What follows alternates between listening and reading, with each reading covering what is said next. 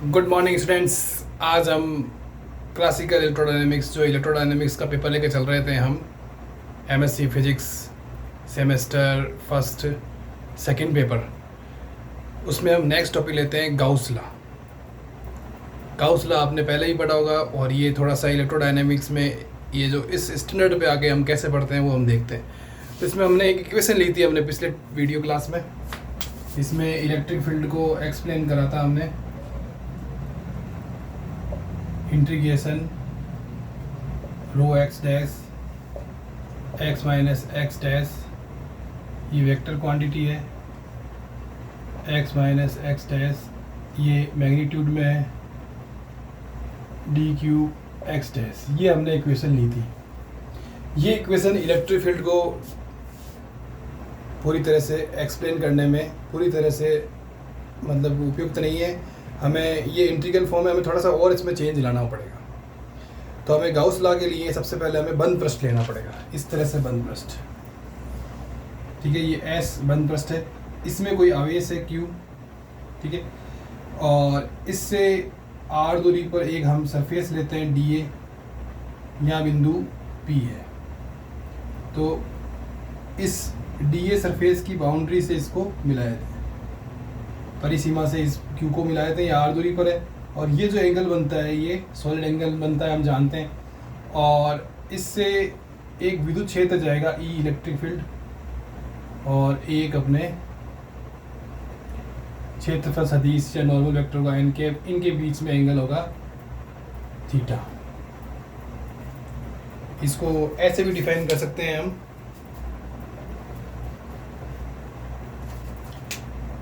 जैसे ये electric field और ये एंगल एन के, ये हमारे बाउंड्री, ठीक है, ये एंगल थीटा। तो इलेक्ट्रिक फील्ड और नॉर्मल वेक्टर जो कि सरफेस वेक्टर है, क्षेत्रफल सदिश है, इन दोनों के बीच में जो कोण है वो थीटा है।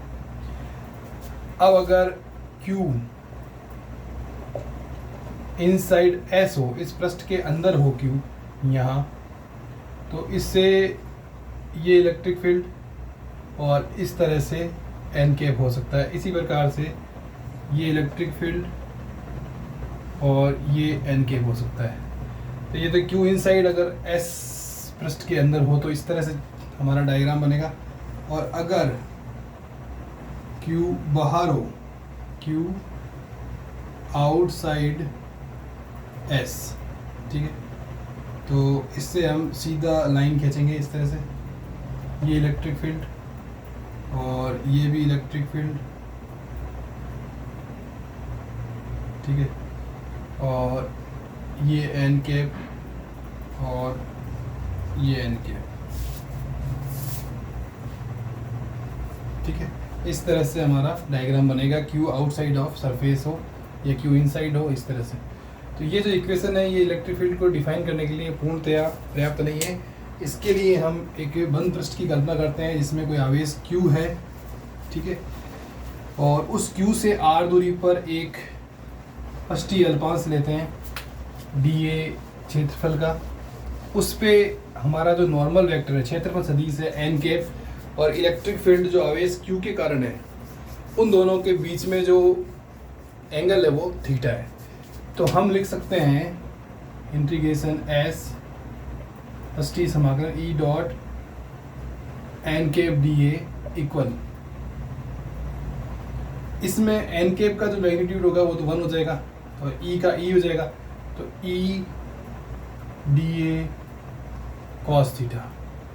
E की जगह हम लिख सकते हैं k q upon r square d a cos theta. यदि हम इसमें यूनिट इस प्रकार से लें कि k का मान 1 है तो हमारे इसका मान आ जाएगा q cos theta d a upon r square. तो इस पूरे जो इक्वेशन है इसमें ये जो टर्म बन रही है cos theta d theta upon r square, इसको हम डी ओमेगा लिखते हैं, इसको सॉलिड एंगल बोलते हैं। सॉलिड एंगल मतलब जैसे कोई सरफेस होता है, हमने जो डीए सरफेस बनाया था इसकी पूरी परिसीमा द्वारा जब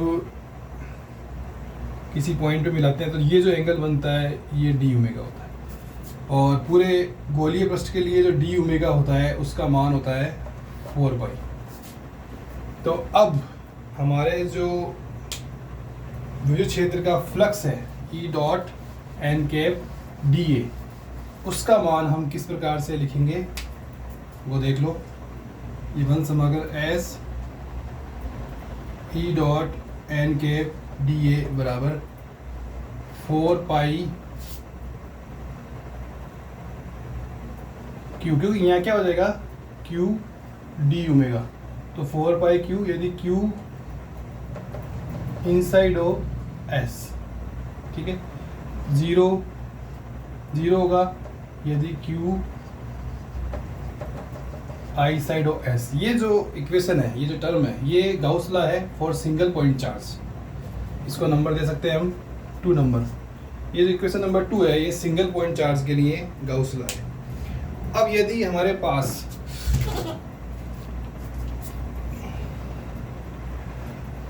हमारे पास में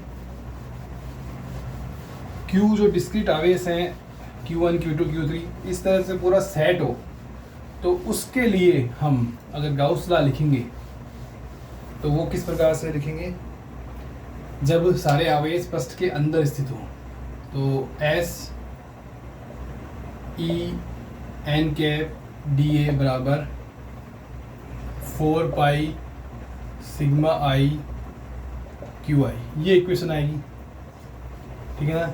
मतलब अनेक आवेशों का जब एक सेट हो, जब ठीक है समूह हो जब। अब ये अनेक आवेश है, ये बहुत सारे हैं और बहुत छोटे छोटे हैं, तो इनको हम चार्ज डेंसिटी, जो चार्ज डेंसिटी है उसके रूप में भी हम लिख सकते हैं। तो इसको इस प्रकार से भी लिख सकते हैं, पहले भी लिखा था हमने, e dot n cap d a 4 pi integration rho x d q x, ये हम लिख सकते हैं। तो ये जो इक्वेशन है इक्वेशन नंबर 4, ये हमने क्यू को लिखा है रो एक्स डी क्यू एक्स, क्योंकि रो क्या है, चार्ज अपॉन वॉल्यूम है। इसको अगर वॉल्यूम से गुणा करेंगे तो सिर्फ चार्ज आ जाएगा, तो सिग्मा आई क्यू आई का मान रो एक्स डी क्यू एक्स लिख सकते हैं। तो ये जो हमारा इक्वेशन है इक्वेशन 4, ये इलेक्ट्रोस्टैटिक की बेसिक इक्वेशन है। ये बल की केंद्रीय प्रकृति पर निर्भर करती है और आवेशों के बीच जो बल कार्य करता है और वो व्युत्क्रम बल के नियम का जो पालन करता है उस पर भी निर्भर करती है, और बलों के अध्यारोपण सिद्धांत पर भी निर्भर करती है। तो ये पॉइंट हमारे इलेक्ट्रोस्टैटिक इक्वेशन की बेसिक इक्वेशन है। तो ये हुआ हमारा गाउस लॉ, ठीक है ना। ये जो फॉर्म है ये अनेक आवेशों के लिए है, ये चार डेंसिटीज़ के रूप में है, और इससे पहले जो हमने इक्वेशन 2 लिखी थी वो एक सिंगल पॉइंट चार्ज के लिए गाउस लॉ है। ये तो हमारा गाउस लॉ का टॉपिक हो गया 1 नंबर, ठीक है। Second topic, differential form of Gauss law.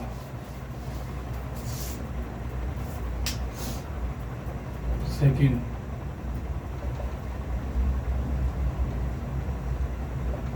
Differential form of Gauss law. जो अभी तक हमने गाउस लॉ प्राप्त किया है वो इंटीग्रल फॉर्म है, हमें इसको डिफरेंशियल फॉर्म में प्राप्त करना है। इसके लिए हम डाइवर्जेंस थ्योरम काम में लेंगे या डाइवर्जेंस की डेफिनेशन काम में लेंगे। इसमें जैसे कोई ए वेक्टर फील्ड है, a dot n cap d a, ये कोई वेक्टर फील्ड है, इसको हम डाइवर्जेंस थ्योरम से अगर कन्वर्ट करें आयतन समाकलन में तो लिख सकते हैं divergence A D q x, ठीक है।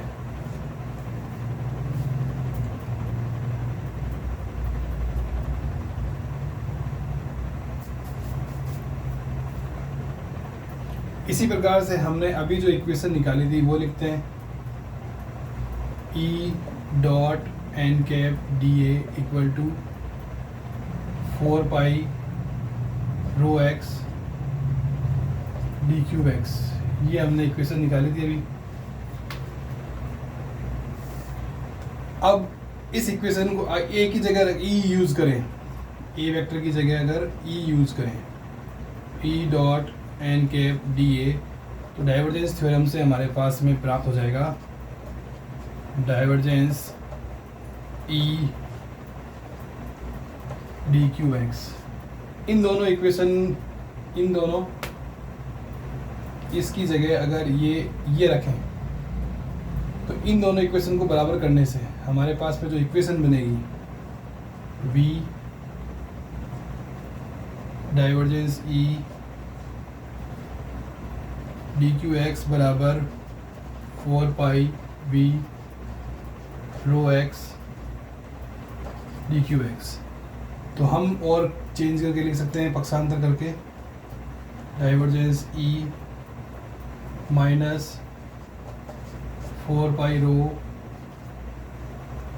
डी क्यू एक्स बराबर 0। ये इक्वेशन नंबर 8 आ जाएगी। ठीक है, अब आयतन समाकलन तो 0 होगा नहीं, आयतन तो कुछ ना कुछ होगा। तो 0 क्या होगा,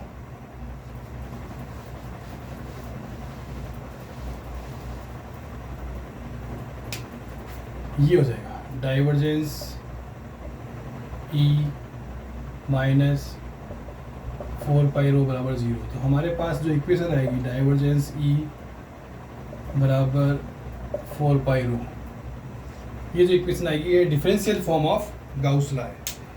इस इक्वेशन की सहायता से हम अनेक प्रॉब्लम सॉल्व करते हैं। इसको काफ़ी यूज में लिया जाता है इलेक्ट्रोडायनेमिक्स में। ठीक है, हम क्योंकि एमएससी के सिलेबस के अनुसार चल रहे हैं तो इसी प्रकार चलेंगे topic to topic.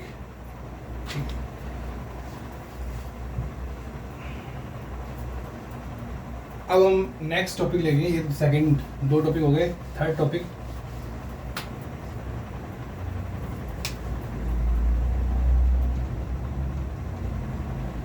another equation of electrostatics and scalar potential, इसको पढ़ेंगे हम। तो हमने जो अभी इक्वेशन प्राप्त करी थी, जो differential form of Gauss law था, del dot E equal to 4 pi rho, ये इलेक्ट्रिक फील्ड के 3 डायमेंशन को स्पेसिफाई करने के लिए पूर्णतया यूज में नहीं आता है। तो हम इसका कर्ल रूप भी लेना है, वेक्टर रूप भी लेना पड़ता है। तो हम जानते हैं कि डेल क्रॉस ई जो होता है, हम ज्ञात भी करेंगे अभी, वो 0 होता है क्योंकि ई अगुणी सदिश है, डेल क्रॉस ई 0 होता है। हमने जो इक्वेशन ली थी इसमें यूज करेंगे सबसे पहले electric field integration rho x dash x minus x dash upon x minus x dash magnitude में, sorry, q d cube x. हम इस इक्वेशन को इसलिए यूज़ कर रहे हैं कि इससे हम स्केलर एक क्वांटिटी लेंगे, स्केलर फंक्शन लेंगे फाई, इसको पोटेंशियल बोलते हैं, उसका मान निकालेंगे, इससे रिलेट करेंगे। तो इसमें ये जो है, ये वेक्टर है, नीचे मैग्नीट्यूड है, तो इसको हम इस प्रकार से लिख सकते हैं r vector upon r cube. और आपने इलेक्ट्रोमैग्नेटिक, तो बीएससी सेकेंड ईयर है, इलेक्ट्रोमैग्नेटिक वाले में सब्जेक्ट में पढ़ा होगा कि आर अपॉन आर क्यूब को हम लिख सकते हैं डेल अपॉन 1 अपॉन आर। तो इसी प्रकार से हम अगर इसको लिखें x dash x vector minus x dash, ये वेक्टर है, नीचे एक्स माइनस एक्स डैश, ये मैग्नीट्यूड है, minus gradient 1 upon x minus x dash, ये लिख सकते हैं अपने इस टर्म को।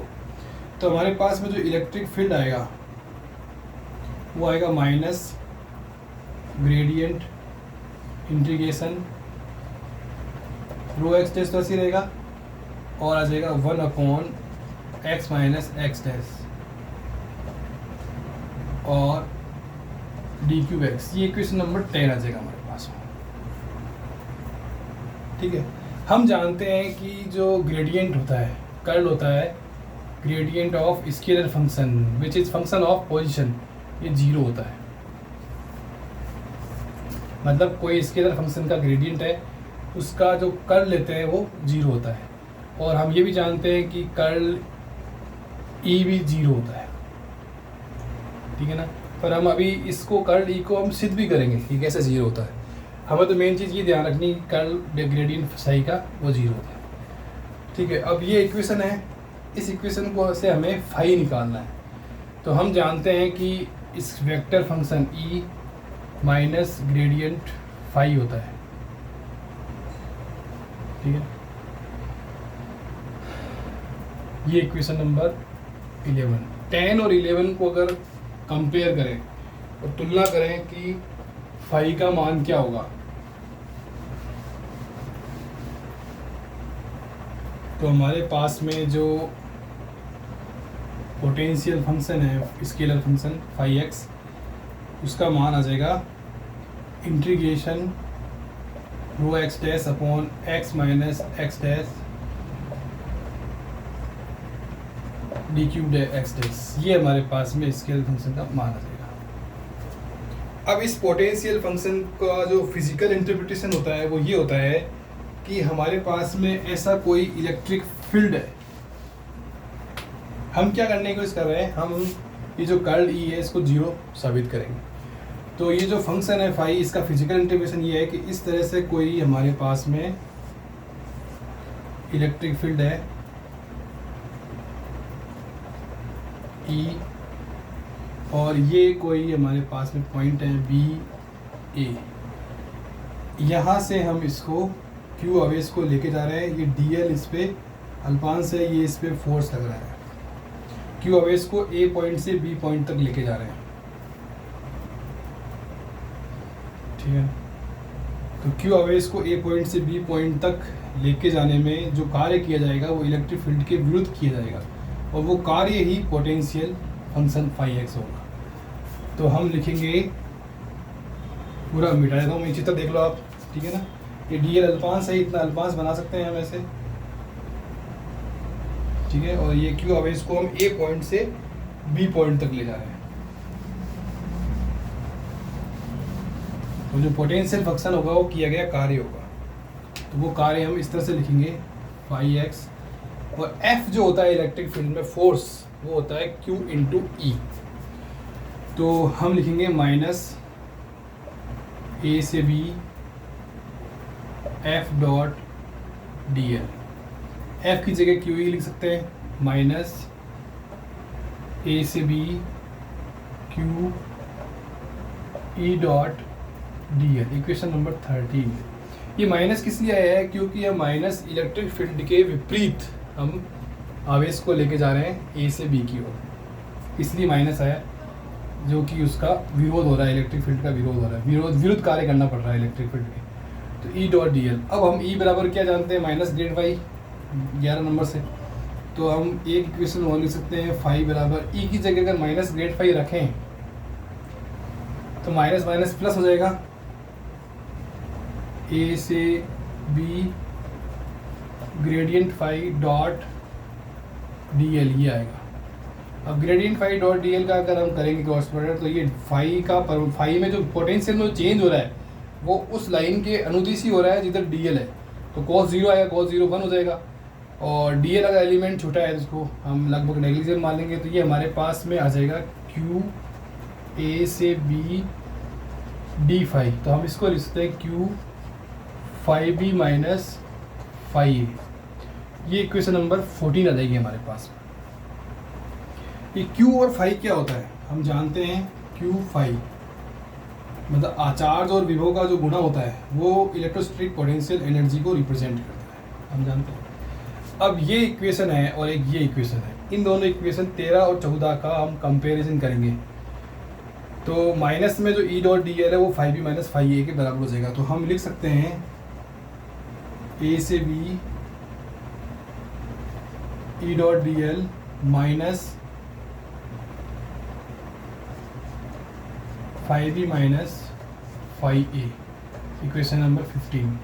ये जो इक्वेशन है ये पॉइंट ए और बी के बीच इलेक्ट्रिक फील्ड का लाइन इंटीग्रल है ये, और वो किसके बराबर है, उन पॉइंट्स पर विभव के डिफरेंस के बराबर है और उसके ऋणात्मक मान के बराबर है।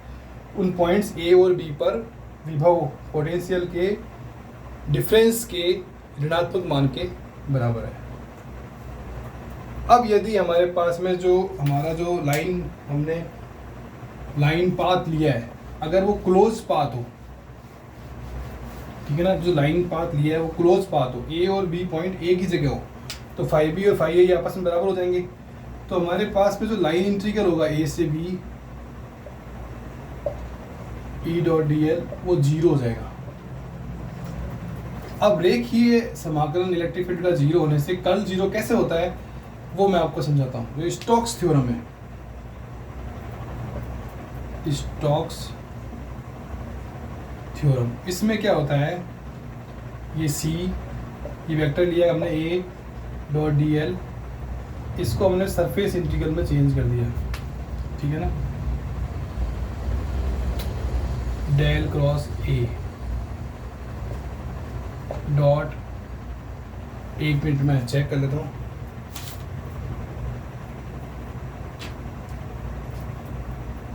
एन कैप डी ए, ये equation.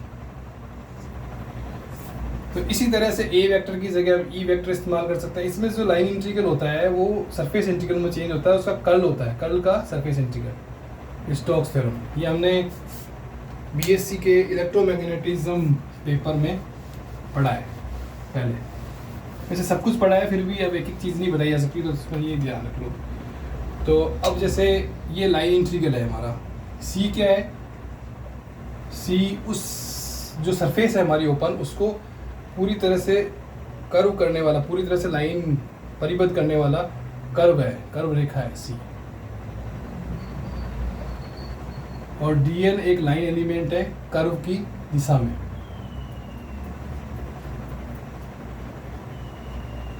Del cross e dot n cap d. मैं तुम्हें यही बता रहा हूँ कि अब ये 0 है तो ये भी 0 होगा, तो हमारे पास में आ जाएगा डेल क्रॉस ई बराबर 0, इक्वेशन नंबर 8। तो कहने का मतलब है ये हमें करना है another equation of electrostatics and scalar potential. इसमें स्केलर पोटेंशियल जो फाई एक्स है वो लेना है, तो इस टॉपिक में ये करना है। मैं तुम्हें यही बताऊंगा टॉपिक टू टॉपिक कि तुम्हें उस टॉपिक में लिखना क्या है, ठीक है। आपको वीडियो कैसे लग रहे हैं आप ज़रूर मुझे बताएं कमेंट करके। Thank you very much.